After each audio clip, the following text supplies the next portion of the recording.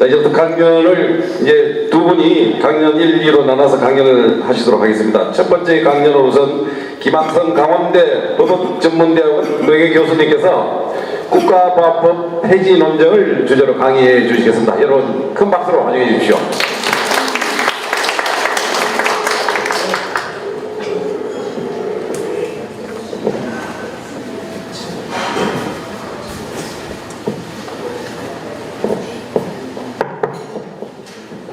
먼저 귀한 자리에 부족한 사람을 초청해 주셔서 대단히 감사합니다. 저는 국립강원대학에서 헌법을 30년 공부하고 가르쳤습니다. 바로 강의에 들어가겠습니다. 다음이요.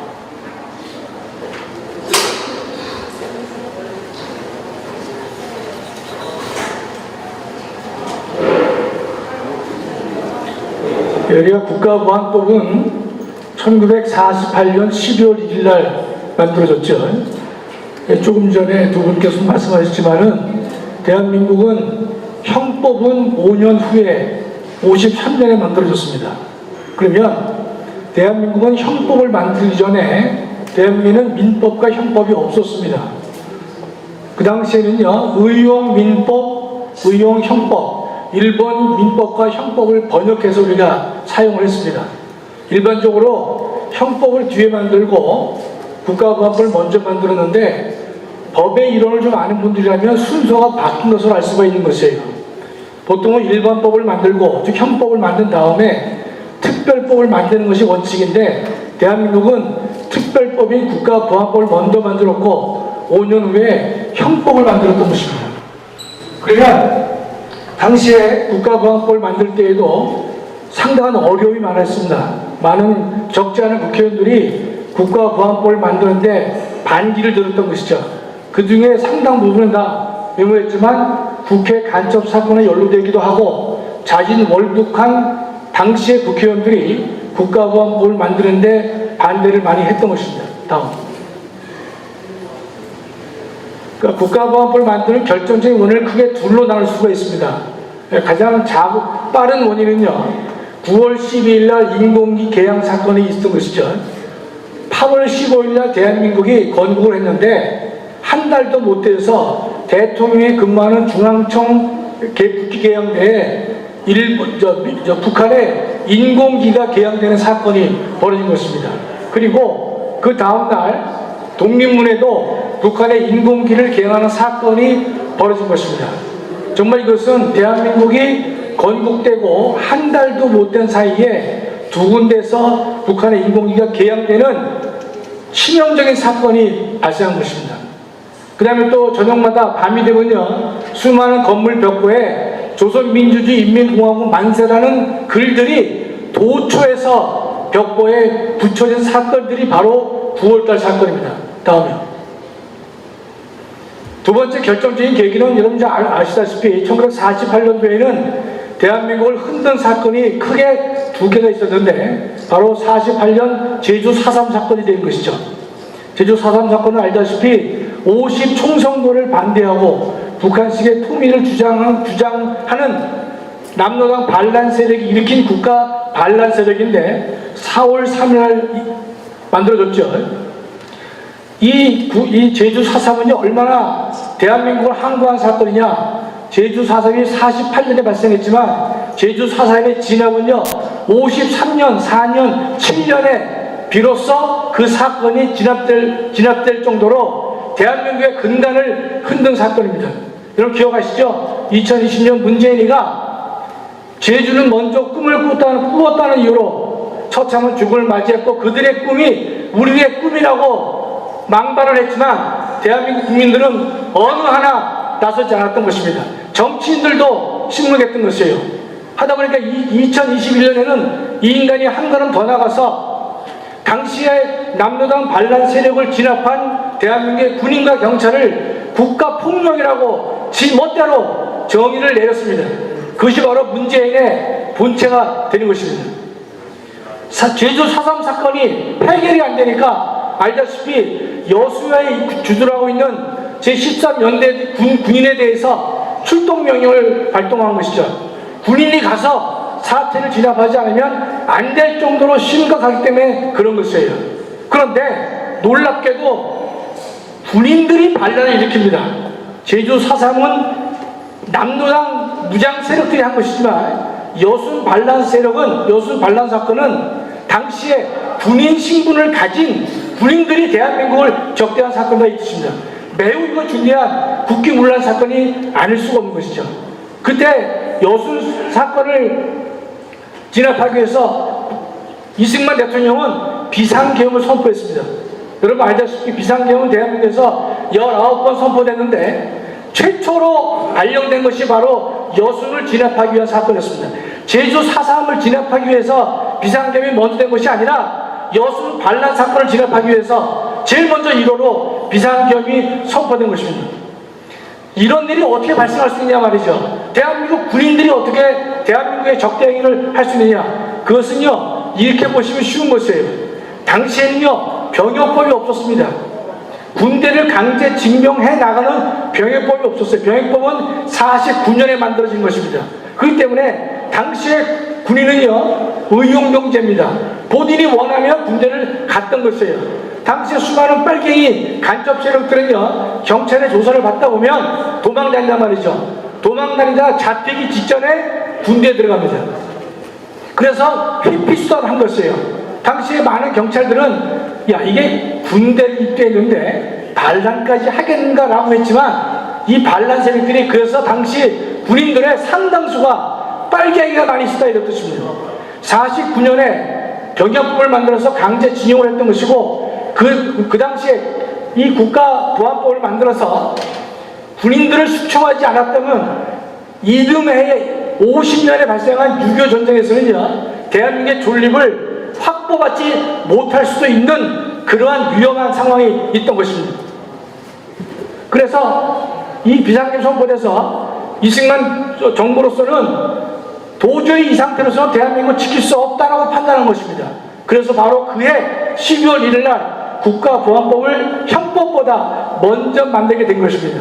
당시에 도망간 놈들이 다 어디가 있습니까? 여순 반란회 때 도망간 빨갱이들이 다 어디가 있습니까? 다 지리산으로 숨었단 말이죠. 그거를 미화해서 그린 인간이 조정래의 태백산맥이 되는 것인데 이 태백산맥을 산 사람이 대한민국에 900만이 넘는다는 것이에요. 많은 사람들이 모르고 읽습니다. 저 읽다 말았는데 기분 나빠서 하나만 소개해드리면 빨치산들이 여성을 폭행 등을 할 때는요, 아름답게 미워합니다. 군인들이 여성들을 건드렸을 때는 아주 나쁜 놈으로 묘사하는 게 조정래의 태백산맥입니다. 900만 불을 팔아먹었으니까 얼마나 돈을 많이 벌었겠습니까? 대한민국 국민을 속인 대표적인 인간이 바로 조정래가 된 것이에요. 다음에 대한민국을 지키기 위해서 만든 법이죠. 처음에 6개 조문밖에 없었지만 지금은 25개로 늘어났습니다. 다음에 국가보안법은 국가를 지키는 법이죠. 한때 이 법은 남용되기도 했습니다. 국가를 지키는 법이 아니라 자신의 정권을 지키는 법으로 추락한 적도 있습니다. 박정희 대통령 때, 유신 때 또는 전두환 대통령 때도 국가보안법의 의미를 살린 것은 분명하지만 자칫하면 정권 유지법으로도 악용될 수 있는 소지가 있었던 것입니다. 다음에 가장 문제가 됐던 것이 뭐냐? 좀 전에 이주영 전 의원께서도 말씀하셨지만은 국가보안법 7조 때문에 수많은 논쟁이 헌법 밖에 있었습니다. 7조 뭐냐? 반국가단체 구성원의 활동을 찬양 고무할 때 처벌할 수 있다라고 된 것이 원래의 조문입니다. 지금의 조문은 그렇잖아요. 근데 저 조문을 잘 보면요, 옳게 해석하면 대한민국을 적대하는 북한의 반국가단체의 구성원 중에서 김정은이라든지 고위 공무원이 그런 사람들을 찬양 고무할 때는 우리가 용납할 수 없다. 그렇게 우리는 읽혀지지만 저 조문을 그대로 읽어버리면요, 반국가단체 구성원의 활동을 찬양 고무하면, 즉 두 번째, 반국가단체 리더가 아니고 통상의 북한 주민에 대해서 찬양하거나 고무하더라도 찬양 고무죄로 처벌할 수 있는 위험성을 가지고 있다 이런 뜻입니다. 극단적으로 해석해버리면 북한의 개수의 선수가 유도 선수인데 유도를 잘한단 말이죠. 그렇게 참 잘해. 또 하나 북한도 장점이 있을 수 있어. 이렇게 말을 할 경우에 자칫하면 이것이 이연령 비연령이 될 수 있었기 때문에 학자들이나 많은 사람들이 비판을 했던 것입니다. 따라서 언론, 출판, 학문, 예술의 자유가 크게 위축될 염려까지 있었던 것은 사실입니다. 논리적으로 그렇다는 뜻이에요. 다음에 그러면 저 조문을 그대로 액면 그대로 하게 되면요, 비난 빼고는 북한 대해서 하고 싶은 말, 쓰고 싶은 글 모두 금기가 될 소지가 컸었던 것입니다. 그게 국가보안법 7조가 그래서 두 가지의 이 양면성을 지녔던 것입니다. 그런데 헌법재판소가 그 위헌 요소를 명백하게 제거했습니다. 두말하지 못하게 위헌성을 제거한 것이 꽤 30년 전에 제거한 바 있습니다. 어떻게 했냐? 90년 헌재 결정입니다. 찬양 고무를 했다고 해서 처벌하는 것이 아니라 찬양 고무 행위가 두 가지입니다. 첫째, 대한민국의 국가의 존립과 안전에 위해를 줄 만한 찬양 고무였을 때 한해서만 처벌하겠다 이 뜻입니다. 두 번째, 북한에 대해서 찬양 고무를 하더라도 대한민국의 자유민주적 기본 질서를 위태롭게 할 명백한 위험이 있는 경우에만 처벌할 것이다 라고 헌재가 명확하게 이 조문을 해석했습니다. 그 이후에 법무부에서나 국회에서는요, 헌법재판소의 저 판결문을 그대로 입법화시킨 것입니다. 따라서 현행 국가보안법을 여러분 보시면요, 단순한 반국가단체 구성원을 갖다가 찬양 고무한다고 처벌한다고 돼 있지 않아요. 그 구성원에 대해서 그 행위가 존립안전이나 자연적 기본질서를 위태롭게 할 명백한 위험이 있는 경우에 한해서 처벌한다고 해놓고 있기 때문에 언론, 출판, 집회 모든 자유와 저촉되지 않도록 현재 되어 있는 것입니다. 다음에 즉 위헌성을 제거했고, 이 위헌성이라는 말은 남용될 수 있는 위헌성을 제거했다 이런 뜻입니다. 그 다음에 또 한 가지는 국가의 존립을 지키도록 했던 것이에요. 다음에 민변의 지장을 좀 보겠습니다. 뭐 여러 사람 얘기가 떠들지만 그래도 변호사 자격을 가진 민변의 지장을 우리가 한번 반박을 했을 때 가장 우리가 힘을 얻는다고 저는 생각하고 있는 것이, 그 인간들이 여러 가지 얘기하지만 크게 네 개를 볼 수 있습니다. 첫째, 사상 표현의 자유를 침해하고 있다는 뜻입니다. 과연 침해하는가 보겠습니다. 두 번째, 민주주의가 질식된다고 그랬어요. 국가보안법 때문에 질식되고 있는지 보겠습니다.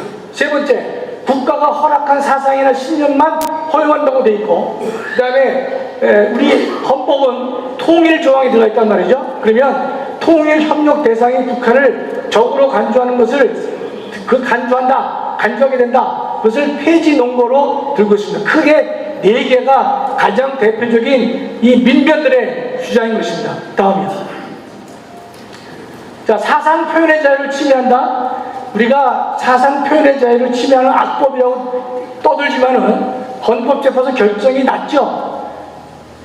북한에 대해서 어떤 자신의 의사를 표현하고 집회를 한다 하더라도 우리는 처벌하지 않습니다. 현재 어떻게 합니까? 그 행위가, 언론이나 그 표현이 대한민국의 자유민주적 기본질서를 중대하게 위협할 경우에만 처벌하도록 되는 것이, 그 행위가 대한민국의 국가의 안보나 안전을 중대하게 해를 줄 경우에 한해서만 처벌한다고 바뀌었기 때문에 사상 표현의 자유를 침해할 수가 없다는 것입니다.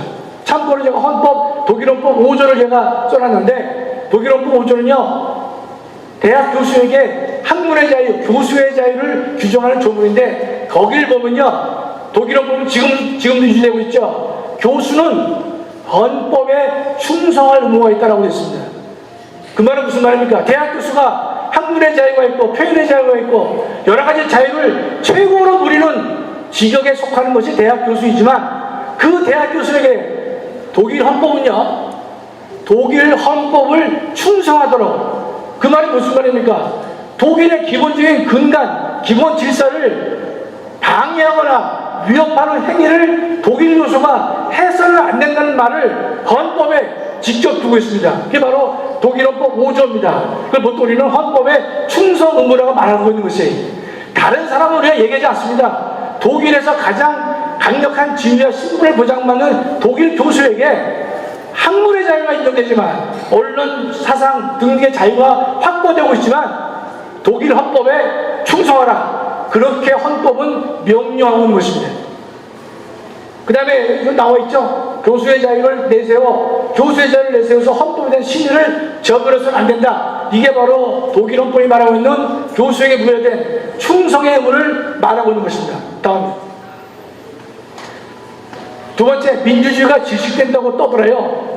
국가보안법이 없으면요, 민주주의가 질식되는 것이 아니라 민주주의 자체가 소멸됐다는 뜻입니다.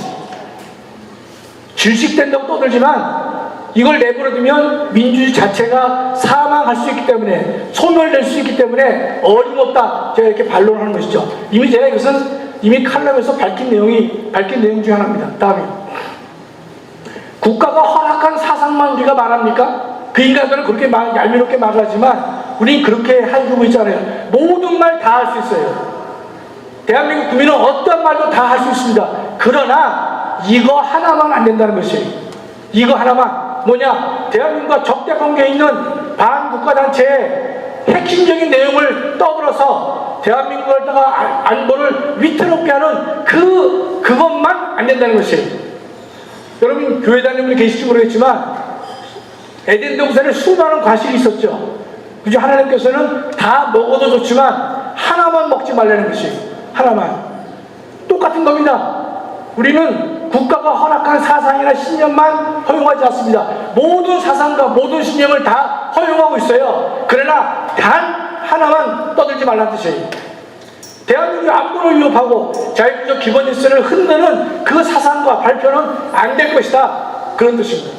다음에, 통일협력 대상이 북한을 적으로 간주한다? 이것도 웃기는 얘기입니다. 우리 헌법은 3조가 영토조항이죠. 4조가 통일조항입니다.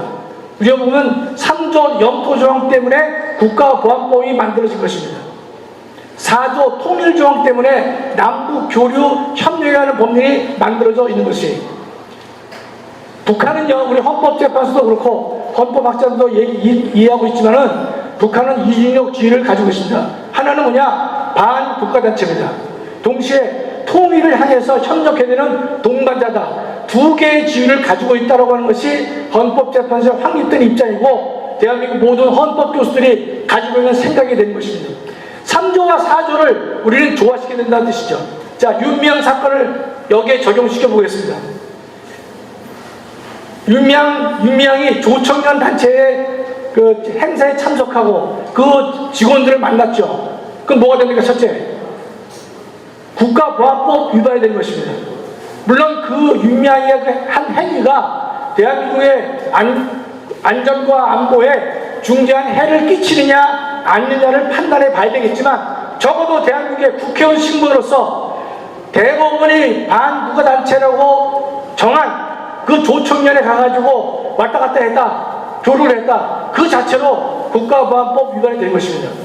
그러나 대한민국 그렇게 막 나가는 나라가 아닌 것입니다. 윤미향이 국가보안법 위반이 됐지만 그 면제될 수 있는 길을 열어둔 것입니다. 그게 남북교류 협력에 하는 법률이에요. 대한민국 국민이 북한 주민과 만나려고 할 때는요, 무조건 만나지 말라가 아닙니다. 통일부 장관의 사전 승인을 얻게 되면 북한 주민을 충분히 만날 수가 있도록 되어 있는 것이에요. 윤미향이가 만약에 통일부 장관의 허가를 받고, 물론 승인도 나서는 안 되겠지만 받고 갔다면 그 사람의 행위는요, 국가보안법에 저촉이 안 되고 남북교류법도 저촉이 안 되기 때문에 처벌되지 않을 수 있습니다. 그러나 이 사람은 남북교류법에서 요구하는 승인 절차를 밟지 않고 했기 때문에 남북교류법에도 위반된다, 이런 뜻입니다. 그 다음에 일본에 있는 조청년의 구성원을 만나는 것이, 조청년의 구성원은 북한 주민입니까 아닙니까? 그런 의문이 들죠. 직접 북한 주민을 만난 게 아니라 일본에 있는 조청년의 구성원을 만난 것이 북한 주민을 만난 것은 아니지 않겠느냐, 이런 의문이 들 수 있습니다. 그러나 그럼 집에 가서 찾아보십시오. 남북교류 협력하는 법률 30조를 들여다보면 북한의 노선에 따라서 행동하는 해외 단체의 구성원은 북한 주민으로 의지한다라고 딱 되어 있습니다. 따라서 조청년은 뭡니까? 북한의 노선에 따라서 행동하는 이적단체가 된단 말이죠. 그 이적단체의 구성원은 모두가 다 북한 주민으로 이 법이 의제를 하는 것이에요. 따라서 윤명은 지금 여기 민변들이 떠들고 있지만 분명히 말씀드리지만 국가보안법을 대한민국에 남용하고 있지 않습니다. 대한민국을 적대하는 세력들에게만 우리가 법을 적용하는 것이고 너무나 안에서 문제가 된 것이지 전혀 문제가 없는 것입니다. 윤명도 남북교류법의 조건을 충족했더라면 처벌받지 않을 수 있었지만 그 인간이 하지도 않은 것이고 거기서 나온 발언을 잘 아시죠? 조청년 단체의 그 임원에 속하는 사람이 대한민국을 남조선 괴뢰 도당이라고 말을 했단 말이죠. 그 말을 대한민국 국회의원이 듣고서 앉아 있으면 되겠습니까? 자리를 박차고 나와야 되는 것인데 그 인간 그렇게 안 했단 말이죠. 따라서 윤석열 대통령께서 말씀하신 반국가단체, 반국가 세력으로 우리가 봐서 처벌을 해야 대한민국이 바로 설 수 있는 것입니다. 제가 볼 때는 정일성이다, 홍범도다, 윤명이다 이런 인간들이 왜 나타납니까? 제2의 문재인, 제3의 문재인이 대한민국에 계속 나타나는 이유는 가장 원흉이 되고 있는 문재인에 대해서 법적 책임을 묻지 못했기 때문에 잔존 세력들이 나와가지고 대한민국의 근본을 흔들고 있다. 저는 이렇게 확신하고 있습니다. 다음이요. 이거 넘어가서 괜찮아요. 다 했어요. 자, 그러면 현재 대한민국은 어떻습니까?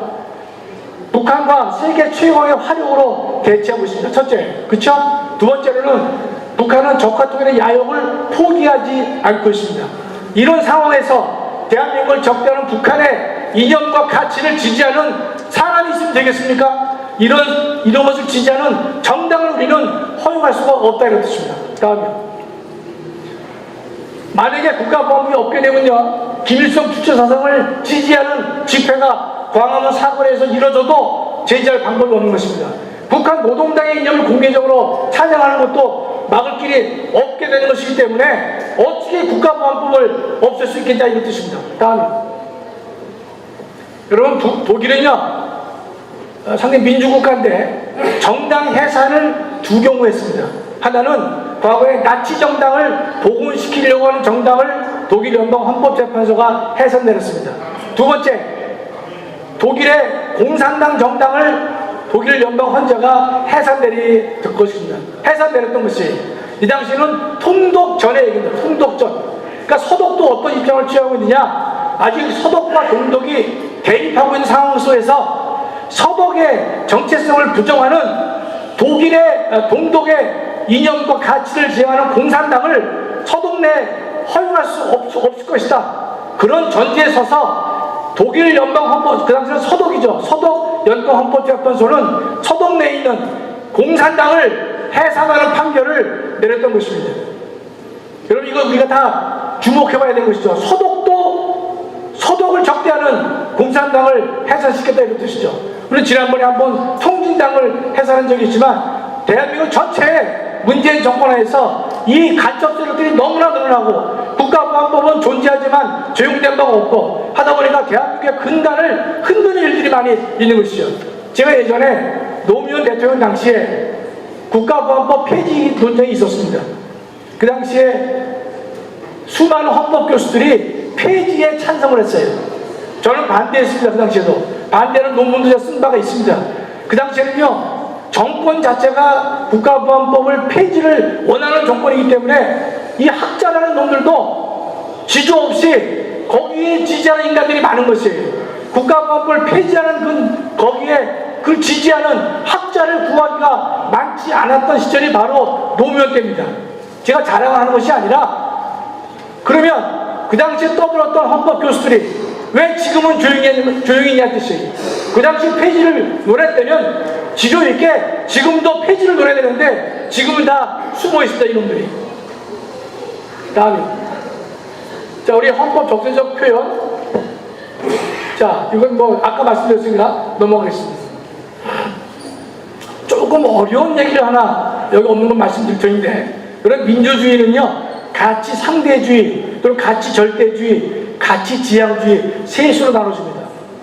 조금 어려울 수가 있는데요 가치 절대주의는 자기 생각만 옳다는 놈이에요. 가치 절대주의는 그 상징이 뭡니까? 전체주의가 그렇게 씁니다. 공산주의나 독재주의와 같은 전체주의는 자기 것만 옳다 그래요. 자기와 생각이 다른 것을 불허합니다. 두 번째, 가치 상대주의는 뭐냐? 모든 이념과 가치를 민주주의는 담아야 옳다. 이것이 가치 상대주의입니다. 원래 민주주의는 가치 상대주의라야 옳은 것이에요. 어떤 가치도 민주주의라는 그릇은 담을 수 있는 것이 바람직해요. 따라서 그 말은 뭔가면 공산당을 지지하건 그다음에 이 군주주의를 지지하건 간에 전체주의를 지지하든 간에 그것은 정당으로 만들어져서 그 민주주의는요 포용할 수가 있는 그릇이 돼야 된다. 이게 가치 상대주의입니다. 그런데 독일이 지금은 가치 상대주의를 취하고 있지만 통독되기 전에는요 가치 상대주의를 취하지 않았습니다. 여러분 우리 헌법의 8조 3을 보면 정당의 목적이나 활동이 민주적 기본질서를 위반할 때에는 우리가 해산시킬 수 있는 것이죠.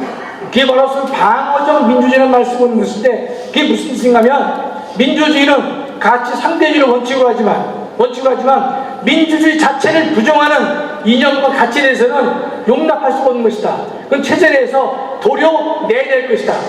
이런 것을 뭐라고 얘기하면 가치 지향적이다라고 얘기합니다.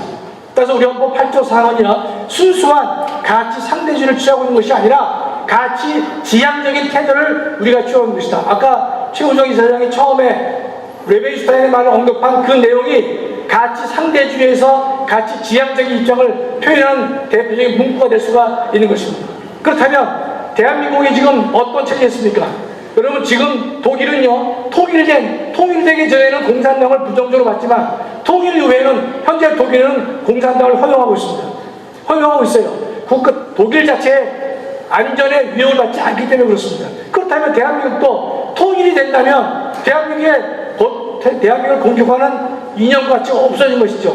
그때에 대해서는 폐지할 수 있을 것이다. 이런 뜻입니다. 결론입니다.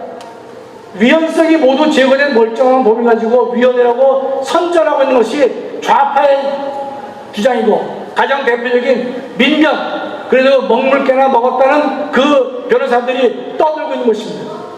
그러나 마치 국보법이 민주주의에 역행하는 것이냐 억지를 부르고 있지만 어림없는 것이죠.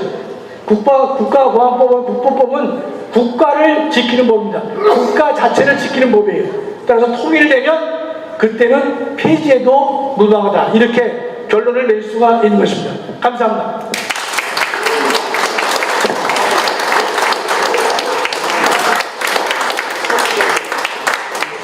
예, 감사합니다.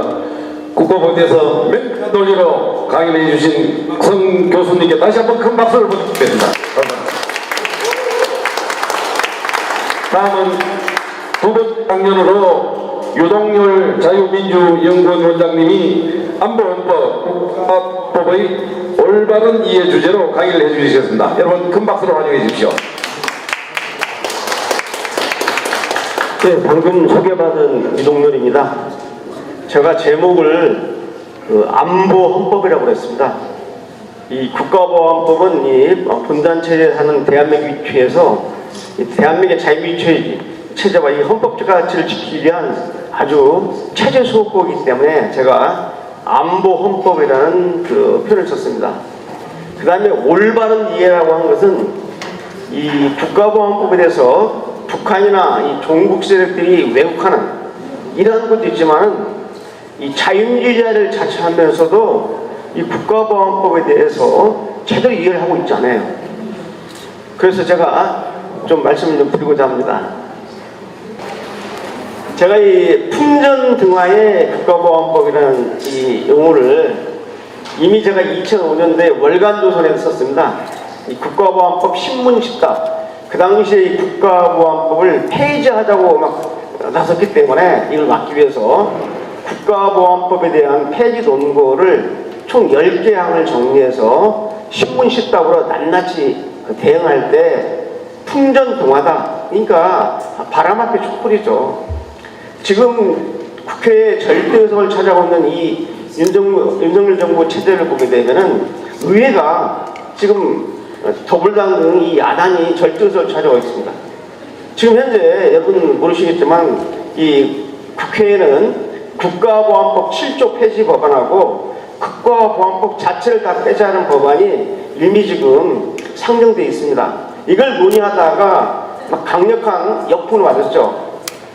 이 더불당이 국가보안법 철폐를 당론으로 정하고 이제 지난번 선거 때 절대 의석을 차지하니까 바로 이제 폐지 법안을 상정하고 또 특히 국가보안법의 가장 아킬레스건인 7조를 폐지하려고 7조 폐지 개정법률안을 냈을 때 나온 얘기인데, 그러자 이 종북 좌파들이 힘을 합쳐가지고 103개 단체가 국가보안법 폐지 국민행동이라는 이러한 단체를 설립해놓고 막 국회에서 전국적으로 릴레이 시위를 하면서 국가보안법 폐지를 외쳤을 때 안 되겠다 싶어서 저하고 한변에 김태훈 회장님하고 지금 내 명예회장님만 저하고 만나가지고 이거 안 되겠습니다, 조직을 만들자 해서 저쪽이 103개 단체를 규합했기 때문에 나는 105개 단체를 모아가지고 국가보안법 소 자유행동을 만들었습니다. 명칭 국가보안법 소 자유행동을 만들어가지고 저희가 대응을 하고 국회 앞에서 기자회견을 하고 국회에서 세미나를 하고, 또 여러분 지금 잘 모르시지만 헌법재판소에 국가보안법이 위헌이라고 하는 헌법소원하고 위헌 제청 심판이 지금 11건입니다. 그러니까 헌법소원 3건에다가 위헌 제청 신청 이게 9건에 11건이 지금 됐는데 심리 중입니다. 그래 이제 이 정권이 바뀌니까 헌법재판소 눈치를 보고 심리를 늦추고 결정을 안 내리고 있어요. 해서 계속 매주 저희가 헌법재판소 앞에 가서 8시부터 9시 반까지 1인실을 했습니다. 국가보안법 소 1인실. 헌법재판관들이 출근하는 시간대에 맞춰가지고 계속 날이 더우나 추우나 겨울이나 했어요. 헌법재판관 앞에 갈 때는 쉬판 들어가지고 뭐라고 들이대고 그랬죠. 네. 지금 아직 결정이 지금 안 된 상태인데 이런 상태입니다. 그래서 제가 풍전도 하나 끊었었고요. 넘기십시오. 연역 과제는 아까 우리 김학성 교수님이랑 말씀하셨기 때문에 넘기겠습니다. 이 간단히 말하면 왜 국가보안법이 제정됐냐면요, 1248년 8월 15일 날 신생 대한민국이 수립됐는데, 이 신생 대한민국을 바로 이 파괴 존목하게 한 이 좌익들의 준동이 심해가지고 형법에 앞서서 이 국가보안법이 법률 제10호입니다. 법률 제10호로 국가보안법이 제정된 거예요. 그래서 저는 이 국가보안법이 없었다 하면은 현재 세계 10위권의 대한민국은 존재하지 않는다고 봅니다. 자, 여러분, 지금 이번에 제주 간첩단, 창원 간첩단, 민노총 침투 간첩단 사건이 있었죠.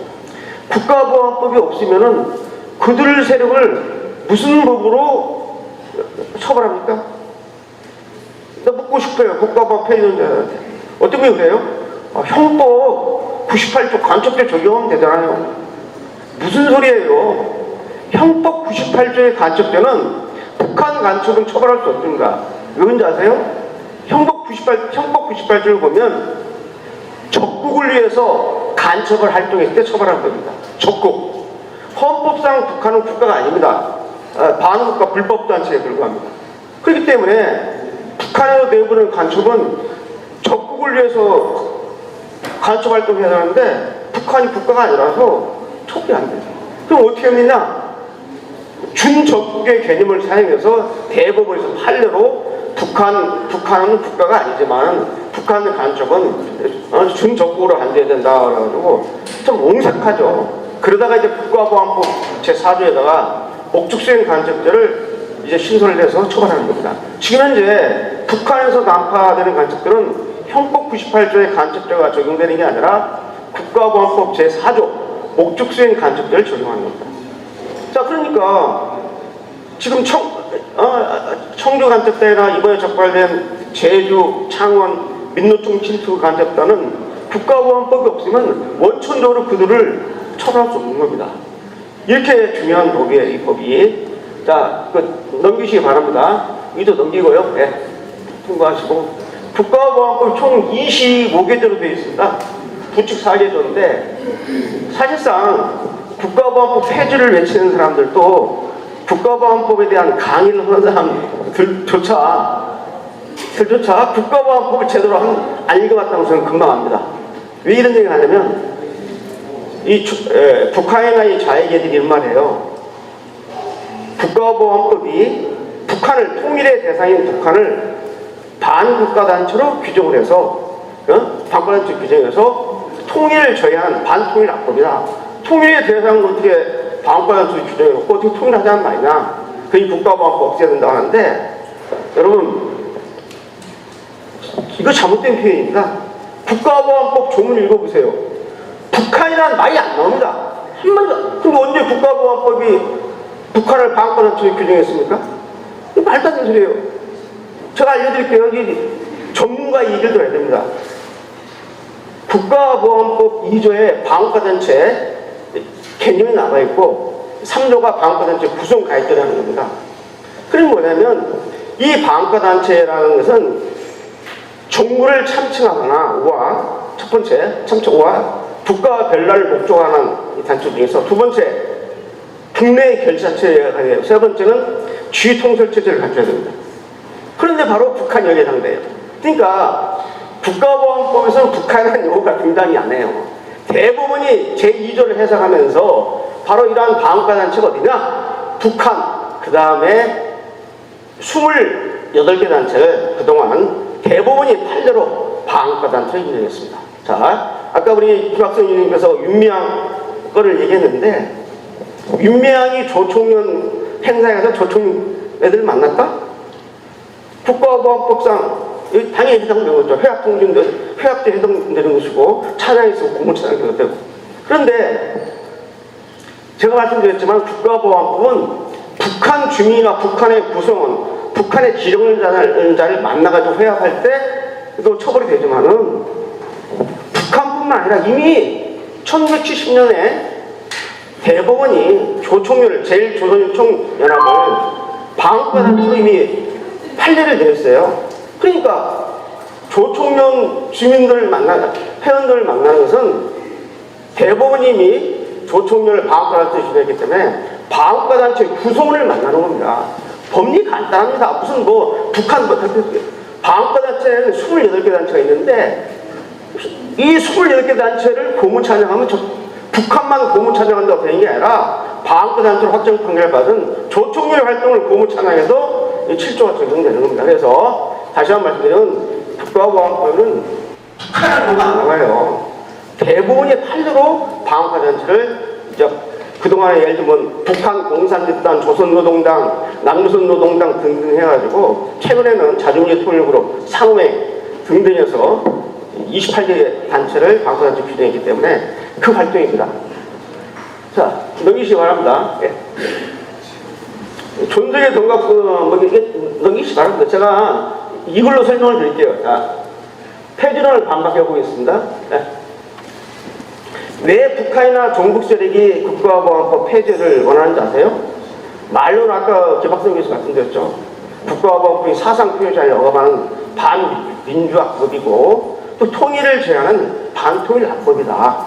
그러니까 국가보안법 없애야 된다고 그러는데 하나도 맞다는 거죠. 그럼 실제 저희는 뭐냐면 국가보안법이 북한이나 이 종북 세력이 노리는 남한 사회주의 혁명에 방해가 된다 이래.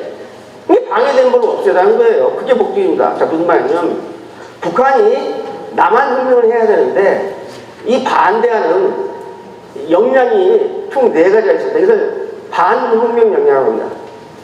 북한 조선노동당 간부하고 난파되는 강택들한테 교육시키는 대남혁명 지침서가 있어요. 이게 주체 사상에 기초한 남조선 혁명과 조국 통일 이행한 책자입니다. 아주 유명한 책자입니다. 저 당연히 알고 있어요. 거기 보면 딱 정확히 나와 있습니다. 첫째, 남한 혁명을 방해하는 역량 첫째가 뭐냐? 주한미군이다. 왜? 세계 최강의 미군이거든요. 이거 있으면 혁명이 안 되니까 주한미군 처치를 외쳐야 된다. 두 번째, 남한의 국군이다. 이 남조선의 우리 대한민국의 안보 무장들이잖아요. 군을 와해시켜야 된다. 세 번째, 대공수사이 아니다. 국정원, 지금은 이제 방첩사령부, 그다음 경찰, 안보경찰, 이 대공수사기관을 이걸 와해시켜야 된다. 그리고 나서 마지막 남은 반통령령이 뭐냐? 이게 바로 국가보안법.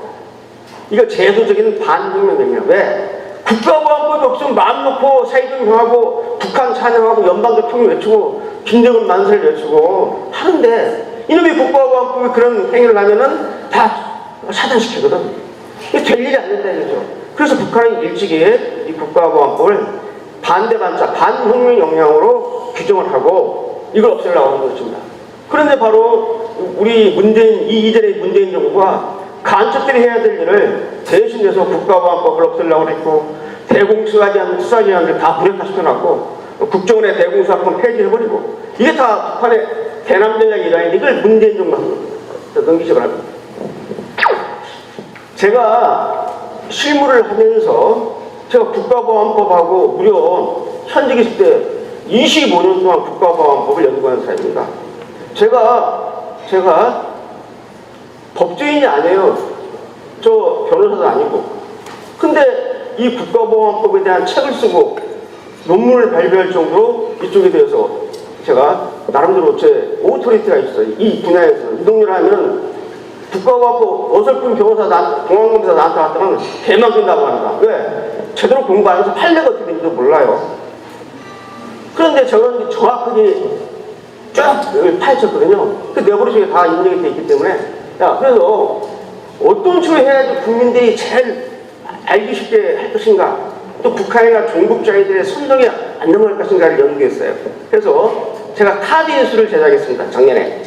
그래서 여기 보면 국가보안법소 자유연대 105개 단체들과 자료 적용 자유민주 연구지만 실은 이거 다 내가 쓴 겁니다.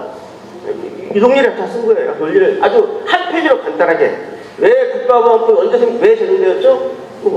아까 말씀드렸죠. 두 번째, 국가보안법이 사상 표현 자유를 억압하나요? 이게 단글 저쪽에 메뉴니까. 아까 우리 김학선 교수님께서 잘 설명하셨는데, 저기 좀, 제 거 좀 물려 갖다 주실래요? 저기 있어요. 내 그자 밑에 제 분이 있어요. 우리 헌법은 아주 폭넓게 사상 표현 자유를 인정을 하고 있죠. 인정을 하고 있는데, 이 헌법에서 바로 유보정이 하나 있습니다. 유보정을 둬가지고 국가안전보장이나 공공복리를 위해서는 이 기본권도 제한할 수 있게 되어 있어요. 여기에 근거한 게 이 국가보안법인데요. 이 국가보안법인데 문제가 뭐냐면 자꾸 이 국가보안법이 사상표현 자유를 억압한다는데 전혀 아닙니다. 오히려 국가보안법이 전 세계 어느 나라도 자기 나라 체제를 갖다 파괴 전복하려는 그러한 사상 표현을 인정하는 나라는 없습니다. 지금 사회주의 국가인 러시아도 조금도 마찬가지예요. 자기들 체제를 지키기 위해서. 세상 어떤 나라도 자기 나라의 국채를 파괴 전복하는 사상을 허용하는 데는 없어요. 그렇기 때문에 유보하는 것이고요. 다만 멀쩡한 대한민국 국민은 국가보안법 때문에 불편한 사항이 없습니다. 사상 표현 마음대로 해요. 누가 힘드냐? 북한 간첩들, 북한 간첩한테 포스던 놈들, 바로 이 종북 좌파들, 이런 놈들, 대한민국을 파괴 전복하는 이런 애들한테 국가보안법이 불편한 거지. 여러분이 국가보안법이 뭐가 불편합니까? 넘기시기 바랍니다. 예. 그 다음에 제가 세 번째, 국가보안법이 통일을 제한다고 그러는데 아까 말씀드렸죠. 저는 이 국가보안법은 자유민주주의 통일을 촉진하는 법입니다. 반통일 악법이 아니에요. 이게 왜 반통일 악법이 아니냐? 바로 이 국가보안법이 대한민국을 파괴 전복하려는 이 국가의 권력을 위에 이탈하는 이러한 세로부터 대한민국의 자유민주주의를 보호해서 국민들에게 더 건전한 이러한 평화로운 사회를 만들기 위해서 필요한 것입니다. 그래서 이 국가보안법이 반통일 악법이 아니라 결과적으로 통일을 촉진하는 법이다. 그리고 북한은 절대로 국가보안법에서 북한을 방과단체 규정한 적이 한 번도 없습니다. 판례에서 그렇게 하는 거죠. 그 다음에 국가보안법 인권을 타락하는 법이라고 하는데, 자, 이 권위주의 정부 때, 아까 김학선 교수 제가 권위정부 때, 이 국가보안법이 이 체제주의 정권을 유지하는 법으로 남용됐다고 하는 말씀을 하셨는데, 남용된 건 일부 있습니다. 그러나 국가보안법이 문제가 아니라 이 국가보안법이라는 성스러운 법을 운용하는 사람들이 자의적으로 적용해서 생긴 거이지 국가보안법 자체가 잘못돼가지고 그런 게 아니에요.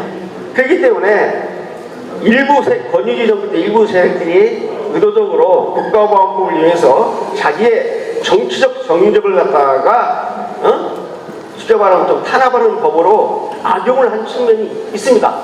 있지만은 국가보안법 자체에서 이 정권을 바뀐 정부나 전두환 정부가 뭐 국가보안법 없으면 정권이 유지 못합니까?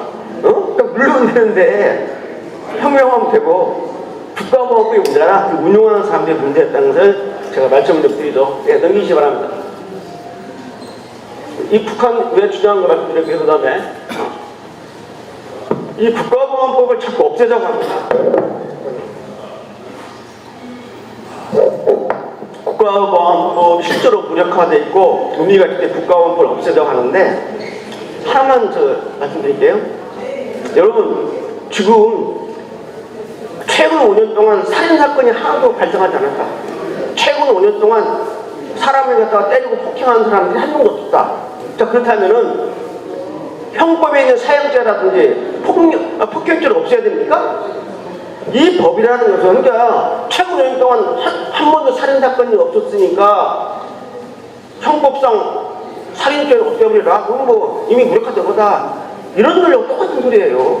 5년 동안 없었지만 칼 들고 또 사람을 찌르면 어떡할 겁니까? 그 없었다가 무슨 법을 할 겁니까? 국가보안법 위반자 수가 격감을 했고 사실상 무력화됐기 때문에 이게 좌파 정책입니다. 국가보안법 없어도 상관없다. 이런 주장은 아주 잘못된 겁니다. 이 법이 최소한의 국민의 생존과 안전을 보장하게 하는 것인데 그 최소한의 장치를 갖다 없애자는 주장과 똑같아요. 이 말이 안 되는 거죠. 넘기시기 바랍니다. 네. 아까 우리 김학상 교수님께서 잘 말씀하셨어요. 국가보안법이 폐지되면 어떤 일이 벌어지느냐. 첫째는 이 간첩들하고 대한민국을 사회주의하는 세력들이 활개해집니다. 왜? 지금 형법 가지고 그들을 제어할 수 있는 그런 조항들이 매우 약합니다. 국가보안법 아니면 약해요. 이 걔들이 일단 간첩이나 특히 북한 간첩이나 이 종북 세력들이 활개칠 수 있는 이 터전을 스스로 우리가 마련해 주는 거죠.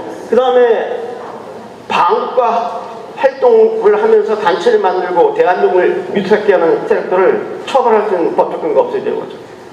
그 다음에 김일성, 김정일, 북한을 찬양 공유해도 전혀 문제가 안 됩니다. 아까 우리 김학선님도 다 말씀하셨죠. 또 이 자본주의를 타도하자, 그리고 사회주의 혁명을 이루자 라고 해도 처벌할 법규가 없습니다. 사회주의 혁명을 외쳐도. 그렇기 때문에 이 국가보안법 자체는 대한민국의 자유민주주의에 대한 중대한 위협이 되는 거죠. 자, 지금 이 7조를 한번 보세요. 만약에 이 공무차량죄가 없어지면은, 이 공무차량죄가 왜 중요하냐면 국가보안법 전체 위반자 건수의 92%가 공무차량죄 위반 관련 조항이거든요. 그러니까 이 공무차량죄 많은 이제 범법자들이 지금 우리가 사법처리를 하고 있는데 이 공무차량죄만 없으면은 국가보안법은 이빨까지 호랑이법이라고 생각하고 7조를 집중 공략하는 겁니다. 그런데 안 들리면 왜 국내 예를 들게요. 공무차량죄가 없어지면 어떤 문제가 되면 군에서 이 고참 장교가 아니면 또는 군 사병 고참이 다 도와줘 모아놓고 대한민국은 미제국주의 식민지다. 우리는 이 군은 미제국주의 식민지 용병이다. 이래가지고 되느냐? 우리 대한민국 인민들을 위한 군대가 돼야지 식민지 용병이 웬 말이냐? 라고 하면서 우리는 북한 김정은 장군을 우리의 사령관으로 모셔야 된다 하고 선동을 해도 그 선동한 개에 처벌을 받게 국가가 직접 없으면 그러면 내가 어떻게 협의하는 당시 기무사의 육군 규정 위반으로 영창 5일 갔다 오면 끝난답니다. 육군 규정 위반 영창 그런 말을 해도 국가보안법 없으면 육군 규정 위반하고 영창 하면 5일 가면 끝난다요. 이게 지금 말이 되는 겁니까? 이게 안 되는 거죠. 예, 또 넘기시기 바랍니다. 그 다음에 7조 없어지고 어떤 문제가 생기면 7조 이 사망이 중요한 조항입니다. 이적단체 구성가입제인데요. 아까 이 반과단체는 아까 말씀드렸잖아요. 정부를 참칭하거나 국가를 별나라를 목적으로 가진 국내의 결사처로서 지휘통솔 취지를 같이 하는데 북한 및 28개 단체인데 이적단체는 뭐냐면 이 반국가단체의 활동 노선을 찬양, 고무, 선전, 동조하거나 국가와 별나라를 선전, 선동할 때 처벌하는 법입니다. 이 단체예요. 그러니까 반국가단체, 이적단체에는 현장도 다 가야지만은 이적단체 활동에서도 이제 북한, 반국가단체 반국가단체 조총련의 활동 노선을 찬양, 고무하고 선전, 선동을 해도 이런 단체들을 처벌할 수가 없는 거죠. 대한민국 완전히 공산화 되는 거다 생각합니다. 그래서 자꾸 찬양 고무만 생각하는데 7조 사망이 중요합니다. 이적단체. 그래서 바로 이런 문제가 발생한 거죠. 제가 그 최근에 이 쿠팡하고 네이버에서요, 이 김정은 사진을 갖다 얹혀가지고 동무 꽃길만 걸으라고요 라고 한 이걸 발견했는데 제가 우연히 발견했어요. 제가 쿠팡을 많이 이용하는데 쿠팡에서 물건 사려고 이렇게 좀 이렇게 검색하다 보니까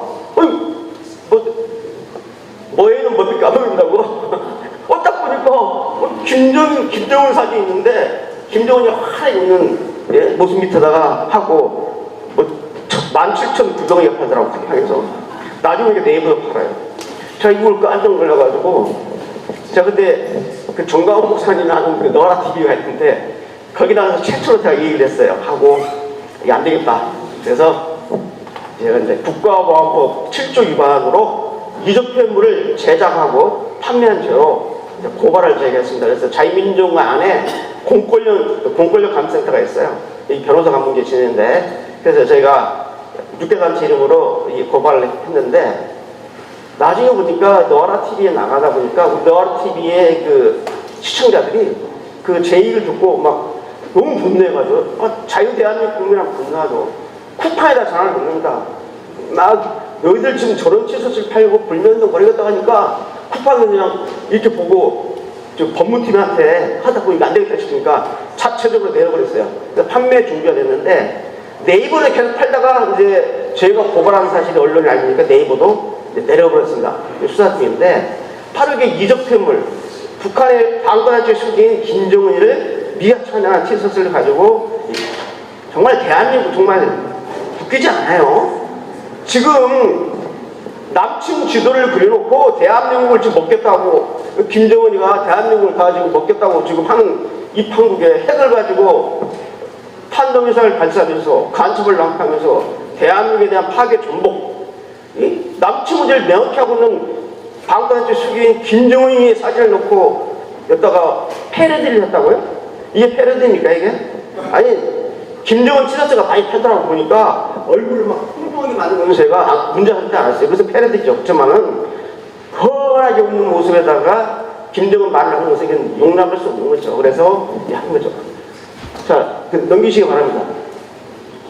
특히 우리 국가보안법 그 7조가 자꾸 너무 강력하다고 보는데 너무 약합니다. 제가 말씀드릴게요. 독일 형법 86조에 보면 위헌 조직 선정물 반부자라는 게 있어요. 자, 우리 국가보안법은 좀 전문적인 용어지만 이적 인식과 목적을 가지고 찬양고물에 처벌합니다. 자, 내가 광화문에 가서 김일성 만세하고 삐라 뿌리잖아요. 근데 내가 전날 정신병원에서 나온 놈이야. 나 처벌 못합니다. 왜?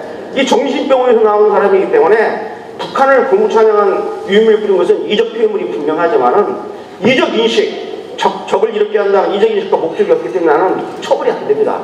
우리 국가보안법은 무조건 북한 고무찬양한다고 처벌하는 법이 아니라 이적 인식과 목적을 해야 돼요. 그런데 우리보다 선진국인 독일의 위헌 조직 선전물 반부죄를 보면 위헌 인식만 폐용물의 유연성, 헌법에 위배되는 내용만 있으면 처벌이 가능합니다. 위헌 인식이나 위헌 목적이 없어도 상관없어요. 그럼 어떤 법이 더 강력합니까? 독일의 위헌 조직 선전물 반부죄가 훨씬 강력하죠. 우리 국가보안법 게임도 안 되는 법입니다. 거기에 비하면. 넘기시기 바랍니다. 자, 하나 말씀드릴게요. 우리 대한민국 헌법이 생긴 이후로 최초로 정당을 해산한 게 통합진보당입니다. 2014년 통합진보당이 헌법재판소에 의해서 위헌정당으로 해서 해산을 결정을 했죠. 그때 제가 그 대한민국 정부 측 참고인으로 3명이 있었습니다. 제가 대한민국 정부 측 참고인으로 헌법재판소에 출두를 해서 헌법재판관들 앞에서 왜 통합진보당이 해산되느냐는 문제를 제가 거론을 했죠. 이 3명 중에 2명은 누구나 헌법학자들입니다. 이 2분은 독일에서 박사학위를 따왔는데 그 정당 해산을 연구하신 분이래요. 그 고려대학교의 그 장영수 교수하고 그때 동국대법대학교 김담인 교수가 독일서 헌법을 연구하고 돌아서 학위를 땄는데 어느 때 헌법이 어느 정도 국가 조직을 정당을 보호하고 어느 때 해산시켜야 되는 문제를 가지고 박사학위 딴 사람들이에요. 그래서 그 2분하고 저는 헌법학자도 아니고 법학자도 아닌데 그 저를 중요시 보는 게 뭐냐면 이 통합진보당의 노선하고 북한의 대남혁명 노선하고 어떻게 일치하느냐 실천력을 보는 거예요. 그 저는 실천적으로 76페이지짜리 이 헌법재판소는 참고인으로 가기 전에요. 재판관 헌법재판소에 제출해야 돼요. 한 달 전에. 그래서 통합진보당 위헌성 검토 의견 해가지고 제가 의견서를 제출했죠. 무려 A급이 76페이지. 통합진보당의 노선이 북한 조선노동당의 노선과 혁명으로 이렇게 일치한다고 낱낱이 다 언급을 했어요. 자, 해산 결정을 내린 판결문이 와서 제가 제일 먼저 이 결정문을 봤는데 430페이지입니다. 이렇게 두꺼워요. 그 헌법재판소의 그 통진당 해산 결정문을 보면 봐도 제가 주장하는 논리들이 내가 썼으니 알죠. 거기에 다 녹아들어 반영이 되어 있어요. 법무부가 통진 해산을 성사시키고 통진당 해산 백서라고 무려 2000페이지에 관한 상하권 2권을 만들었습니다. 여기에 보면 2권은 이건 다 자료고 1권이 이제 해상 과정을 갖다 백서로 만들었는데 195쪽에 걸쳐가지고 195페이지가 아니라 그 아래 195쪽에 유동률에 의하면 이렇다. 제 주장을 계속 언급해가지고 이걸 밝히고 있는데 제가 거기서 밝혔어요. 그런데 중요한 게 뭐냐? 아까 김학성 교수님 말씀하셨는데 1956년에 독일 서독이죠. 연방헌법재판소가 독일 공산당을 위헌정당으로 해서 해산시켰어요. 그랬을 때 어떻게 됐냐? 독일 검찰은 12만 5천 명을 소환했습니다. 독일 공산당 당원 중에서 아주 핵심들을 하고 해서 12만 5천 명을 소환해서 그 중에 6천 명을 사법처리했어요. 자, 대한민국은 통합진보당을 위헌정당이라고 북한식 사회주의를 가지고 폭력행동을 추구하는 정당으로 해서 해산을 시켰는데 당연히 국가보안법을 가지고 바로 방어단체죠. 북한은 방어단체 구성탈죄 등을 적용해서 통진당 중간급 이상의 간부들은 사법처리를 해야 되는데 손을 안 대버렸어요. 제가 여당인데 그때 지금 국회의원이 돼 있는데 대검 공안부장 시에 제가 쳐들어갔어요. 그래서 가가지고 제가 그때 대검 공안 자문위원이고 가서 왜 통진당 해산이 됐는데 왜 통진당 구성원들을 핵심 구성원들을 왜 처벌을 안 하냐 제가 강력히 따졌어요. 그래서 제가 들어간 지 한 5분도 안 돼서 막 대검 공안부장께서 막 고생이 오고 가니까 부속실에서 막 돌아가지고 뭐 쌈난지하고 돌아오니까 이제 공안부장이 나가 있어 걱정 말라고 해서 그 정도로 제가 해서 왜 내가 독일 사례를 들었죠. 독일 검찰에서는 독일 공산당 해체에 무려 12만 5천 명을 갖다가 말이야 소환 조사를 하고 6천 명을 사법처리했는데 당신들이 지금 뭐 하는 거냐? 해야지 않더라고요. 근데 그분 지금 이제 국회의원에서 2선으로 지금 국힘에 있는데 저하고 사이가 별로 안 좋죠. 그 이후부터. 근데 하여간 이런 문제가 있습니다. 자, 그럼 이제 오늘 이 규제 발표를 마치면서 한 말씀 드릴게요.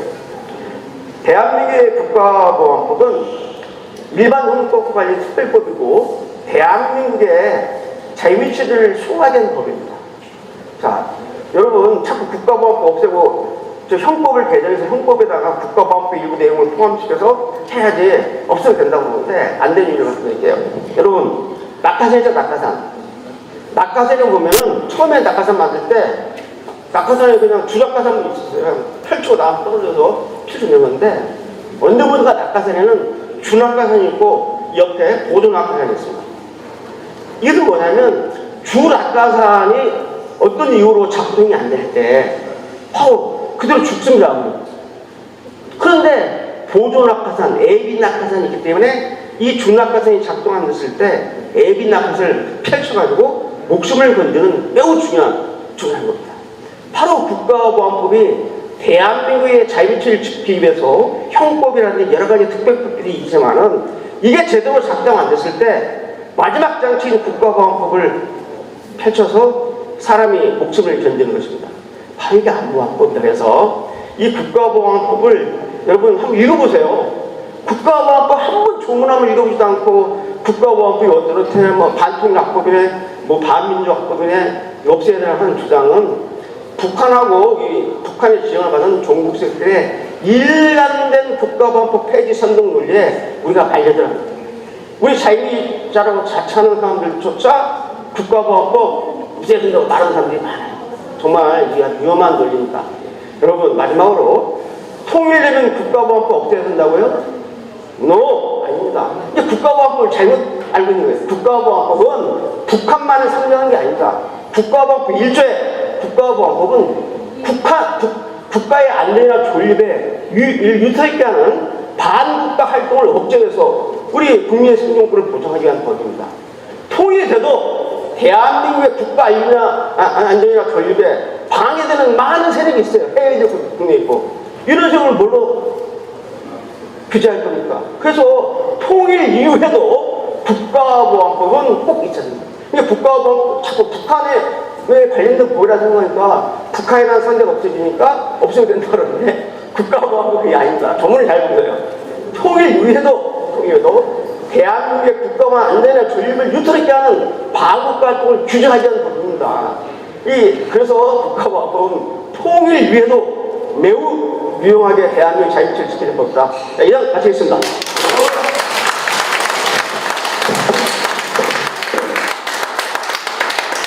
예, 감사합니다. 국가보안법 폐지 주장에 대해서 조목조목 대응 논리를 잘 설명해 주신 유동열 원장님께 다시 한번 큰 박수를 부탁드리겠습니다. 예, 시간이 많이 되었는데요. 다음 순서는 원래 미래 세대 우리 동북아 외교안보 포럼 미래 세대위원회 성명서 발표가 순서가 있는데 이 부분은 서면으로 대체하도록 하겠습니다.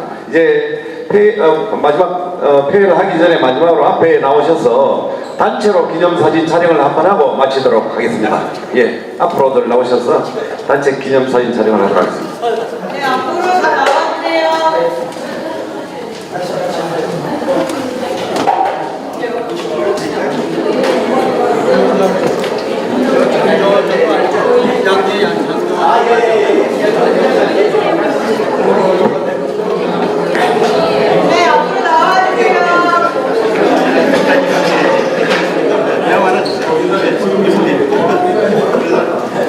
나와주세요.